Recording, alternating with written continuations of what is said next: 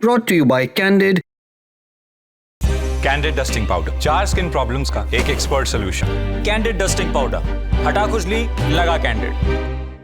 America और Iran के बीच 6 हफ्ते चली जंग के बाद अब इस्लामाबाद यानी पाकिस्तान की राजधानी में शांति वार्ता शुरू हो चुकी है, पीस टॉक्स। दोनों देशों के सीनियर ऑफिशियल्स वहां पहुंचे हैं और पाकिस्तान इस पूरी प्रोसेस में मीडिएशन यानी बीच का रास्ता निकालने की कोशिश कर रहा है, मीडिएटर की भूमिका निभाने की कोशिश कर रहा है। लेकिन यहां एक बात शुरू में ही समझ लीजिए, ये सिर्फ पीस टॉक्स नहीं है, ये ट्रस्ट, प्रेशर और ग्राउंड रियलिटी के बीच का टेस्ट है, एक तरह का इम्तिहान। सबसे पहले पाकिस्तान का रोल। इस्लामाबाद एक्टिवली कोशिश कर रहा है कि यूएस और ईरान के बीच डायरेक्ट टॉक्स हो जाए, बातचीत सीधी हो जाए, यानी आमने सामने बैठकर दोनों देशों के प्रतिनिधि बातचीत कर लें। प्लान यह है कि दोनों डेलीगेशंस पहले पाकिस्तान के प्राइम मिनिस्टर शहबाज शरीफ से मिले, फिर बातचीत शुरू हो। अगर सब ठीक रहा तो शायद एक सिंबॉलिक हैंडशेक भी हो सकता है, जो डिप्लोमेसी में बहुत बड़ा सिग्नल माना जाता है। लेकिन अगर कंडीशंस मैच नहीं हुई तो टॉक्स इनडायरेक्ट ही रहेंगी और सिर्फ एक दिन में खत्म भी हो सकती हैं, यानी शुरुआत से ही अनसर्टेनिटी है, कुछ भी निश्चित नहीं है। अब आते हैं ईरान के स्टैंड पर। ईरानी डेलीगेशन ने खुद को नाम दिया है मिनाब 168। ये सिर्फ नाम नहीं है, ये एक मैसेज है। मिनाब वो जगह है जहां वॉर के पहले ही दिन एक स्कूल पर हमला हुआ था। 168 बच्चियों और टीचर्स की मौत हुई थी इस हमले में। अब जरा ख्याल कीजिए, जब कोई डेलीगेशन इस नाम के साथ बातचीत के लिए जाता है तो मैसेज क्या है? सीधा, ये सिर्फ जियोपॉलिटिक्स नहीं, ये आम नागरिकों के दर्द, पीड़ा और सफरिंग का सवाल है। पिछले 40 दिनों में ईरान के 800 से ज्यादा school, 30 universities, health care facilities, सबको अमेरिकी इजरायली हमलों में निशाना बनाया गया है। मतलब सिर्फ मौजूदा इंफ्रास्ट्रक्चर ही नहीं, ईरान के फ्यूचर को भी टारगेट किया गया। और ये कोई छुपी बात नहीं थी, डोनाल्ड ट्रंप और अमेरिका की तरफ से साफ साफ शब्दों में ये कहा गया है कि वो उन्हें पाषाण युग यानी स्टोन एज में पहुंचाना चाहते हैं। इसलिए ईरान एक तरफ वॉर रोकना चाहता है और दूसरी तरफ इस बात पर भी जोर देना चाहता है कि वो डिप्लोमेटिक सॉल्यूशन को लेकर कितना सीरियस है। और यहीं से कहानी की परतें और बढ़ जाती हैं। ईरान के फर्स्ट वाइस प्रेसिडेंट ने साफ कहा है, डील तभी पॉसिबल है जब यूएस डेलीगेशन अमेरिका फर्स्ट का अप्रोच अपनाए। इसका मतलब समझिए, अमेरिका फर्स्ट यानी यूनाइटेड स्टेट्स खुद के नेशनल इंटरेस्ट के हिसाब से फैसला ले, इजराइल फर्स्ट यानी इजराइल के स्ट्रेटेजिक इंटरेस्ट को प्रायोरिटी नहीं दे।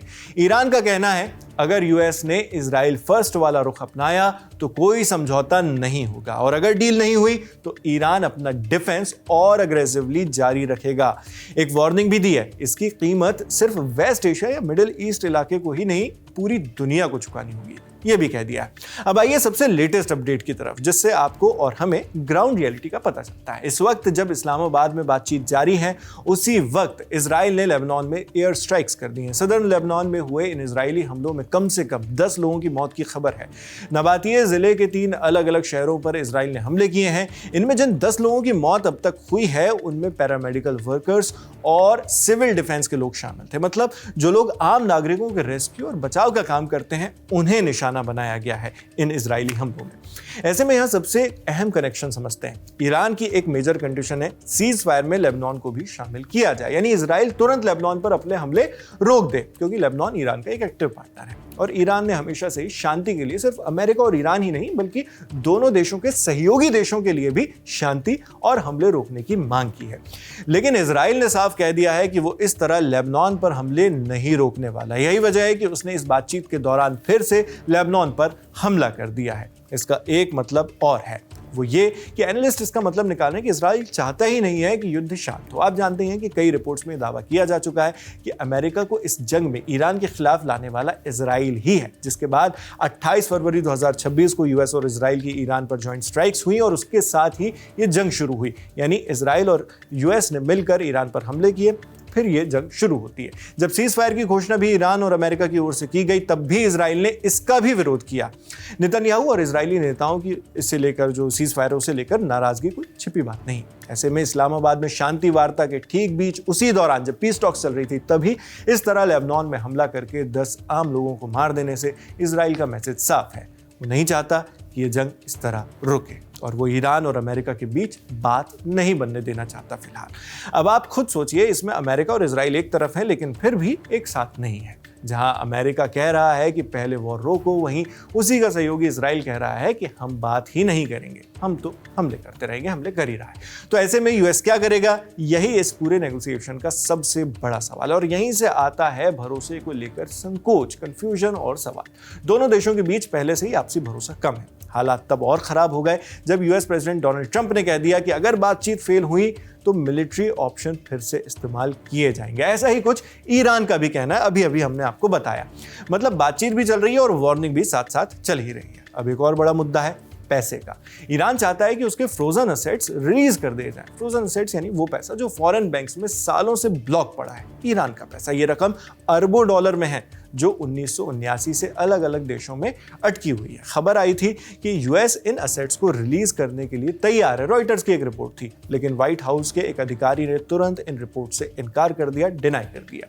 इसी के चलते नेगोशिएशन और कॉम्प्लिकेटेड होती जा रही हैं। इसलिए इसमें थोड़ा पाकिस्तान की स्ट्रेटेजी को भी समझना जरूरी है। इस्लामाबाद की कोशिश है कि पहले दोनों साइड्स उसकी मीडिएशन को मान ले, यानी जो वो कहता है वो मान ले, फिर धीरे धीरे बातचीत को बायलैटरल से ट्राइलैटरल फॉर्मेट में ले जाया जाए। यानी पहले पाकिस्तान यूएस, फिर पाकिस्तान ईरान, बायलैटरल बातचीत हो गई और आखिर में तीनों साथ साथ ट्राइलैटरल एक ही टेबल पर हों, यानी ईरान, यूएस, पाकिस्तान। अगर ये हो गया तो इसे पाकिस्तान की डिप्लोमेटिक सक्सेस माना जाएगा। लेकिन अगर नहीं हुआ तो बातचीत सिर्फ एक फॉर्मेलिटी बनकर रह जाएगी। हालांकि अमेरिका की ओर से इस बातचीत को ठीक रखने के लिए एक संकेत भी दिया गया है। ये एक सटल लेकिन अहम पॉइंट है यूएस के साइड से। यूएस वाइस प्रेसिडेंट जेडी वांस खुद इस्लामाबाद में मौजूद हैं। उन्हें ट्रंप के बनस्बत ज्यादा न्यूट्रल माना जाता है और वो लंबे वक्त से फॉरेन कॉन्फ्लिक्ट्स को लेकर सावधान भी रहे हैं। इसलिए हो सकता है कि उनकी मौजूदगी एक पॉजिटिव संकेत हो, लेकिन जमीन पर जो हो रहा है वो इस पॉजिटिविटी को लगातार चैलेंज कर रहा है। लेबनान में स्ट्राइक्स जारी हैं, इजराइल सीज़फायर से इनकार कर रहा है, ईरान अपनी शर्तों पर अड़ा है और यूएस बीच में बैलेंस बनाने की कोशिश में लगा हुआ है।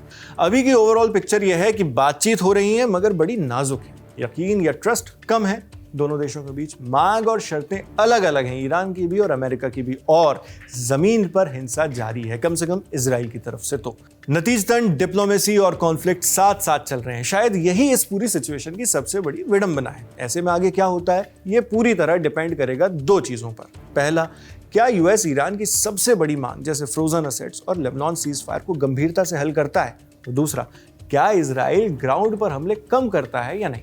अगर ये दोनों चीजें सही तरह से सेट हो गई तो डील मुमकिन है, अगर नहीं तो ये बातचीत सिर्फ एक और मिस्ड अपॉर्चुनिटी बन जाएंगे। फिलहाल इस्लामाबाद में सबकी नजर एक ही मोमेंट पर है, क्या ईरान और अमेरिका के डेलीगेशन के बीच हैंडशेक होगा या सिर्फ पाकिस्तानी नेताओं और अधिकारियों से मिलकर दोनों डेलीगेशंस अपने अपने मुल्क वापस लौट जाएंगे। इन खबरों पर हमारी नजर लगातार बनी हुई है। जो भी बड़े अपडेट्स आएंगे वो हम आप तक इसी तरह पहुंचाते रहेंगे। इन पूरी जानकारियों पर आप क्या सोचते हैं कमेंट बॉक्स में लिखकर जरूर बताएं। मैं हूं शेख नावेद, देखते रहिए लंदन टॉप।